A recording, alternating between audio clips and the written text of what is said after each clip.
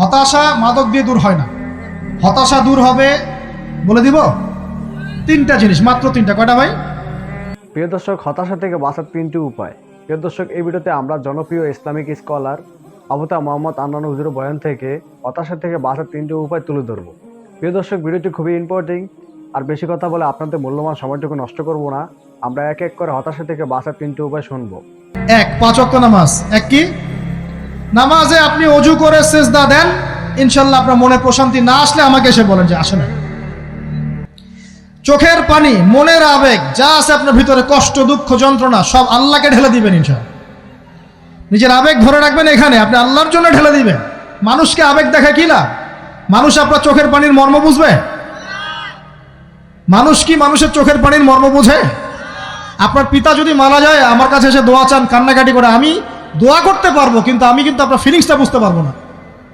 আপনার অনুভূতি কে বুঝতে পারবেন?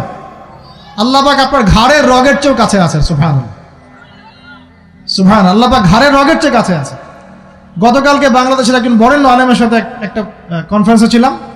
উনি বলছিলেন যে এক ব্যক্তি, এটা শোনেন, এক ব্যক্তি খুব তার শখ যে তিনি সাহাবীদের মতো নামাজ পড়া শিখবেন। কথা বুঝতে পারছেন?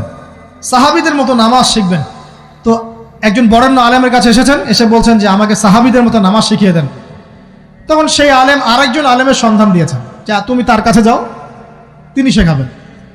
তো সেই ব্যক্তি একটু অবাক হয়েছেন, কারণ যাকে প্রশ্ন করেছিলেন তিনি অনেক বড় মুহাদ্দিস, আর যার কাছে পাঠানো হচ্ছে তিনি অত বড় মুহাদ্দিস নন, কিন্তু আবেদ, আমল করেন। তাকে গিয়ে বলছেন উনি আমাকে পাঠিয়েছেন সাহাবীওয়ালা নামাজ শিখিয়ে দেন। তখন তিনি বলছেন ঠিক আছে, সুন্দর করে অজু করে আসো, সুন্দর করে অজু করে আসো।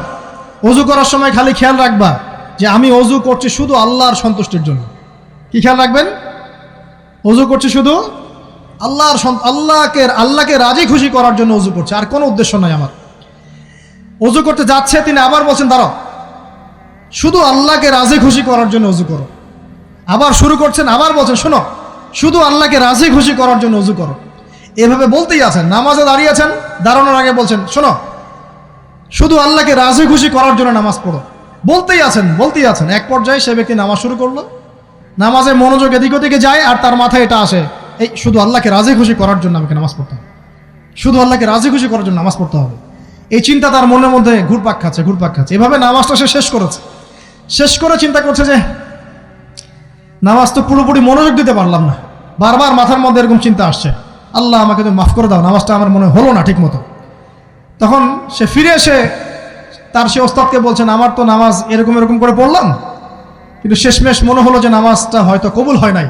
আল্লাহর কাছে খুব মাফ চাইলাম, আল্লাহ আমাকে মাফ করে দাও, নামাজটা মনে হলো না।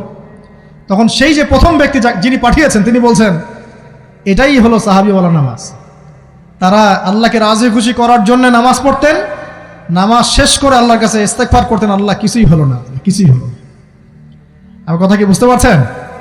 অতএব আল্লাহকে রাজি খুশি করার জন্য আপনি আপনার আবেগ, আপনার ইবাদত সব ফেলে দিবেন ইনশাআল্লাহ।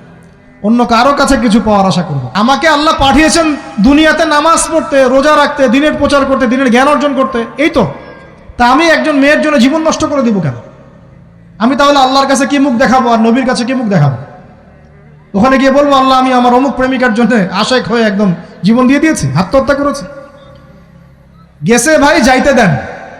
যে ব্যক্তি আপনার অবস্থানকে মূল্যায়ন করে নাই, সে আপনার যোগ্য ছিল না। এখন আপনি কি করবেন? নিজের অবস্থান উন্নত করেন, আপনার পিছনে লাইন ধরে ঘুরবে ইনশাআল্লাহ। এটাই বাস্তবতা। দুনিয়া খুব খারাপ জিনিস। মানুষের অবস্থানকে মূল্যায়ন করে, মানুষের অবস্থানকেই মূল্যায়ন করে, কিন্তু আল্লাহ রাব্বুল আলামিন আপনাকে সর্বাবস্থায় ভালোবাসেন। আলহামদুলিল্লাহ। এই যে আমরা এখন অনেক পাপ করছি না, আল্লাহ কি আমাদেরকে আযাব দিয়ে ধ্বংস করে দিয়েছেন? আল্লাহ পাক এখনো আমাদেরকে ভালোবাসেন, রহম করেন, আল্লাহ পাক অপেক্ষায় করছেন কখন তওবা করবে, আমি তওবা কবুল করব। এই কখন আমার বান্দা খালি একবার বলে আস্তাগফিরুল্লাহ, আল্লাহ পাক সাথে সাথে মাফ করে দিবেন ইনশাআল্লাহ। প্রিয় দর্শক, এরকম নিত্য নতুন ভিডিও পেতে আমার চ্যানেলটিকে সাবস্ক্রাইব করুন। দেখা হবে নতুন কোনো ভিডিওতে। সে পর্যন্ত ভালো থাকবেন। আল্লাহ হাফেজ।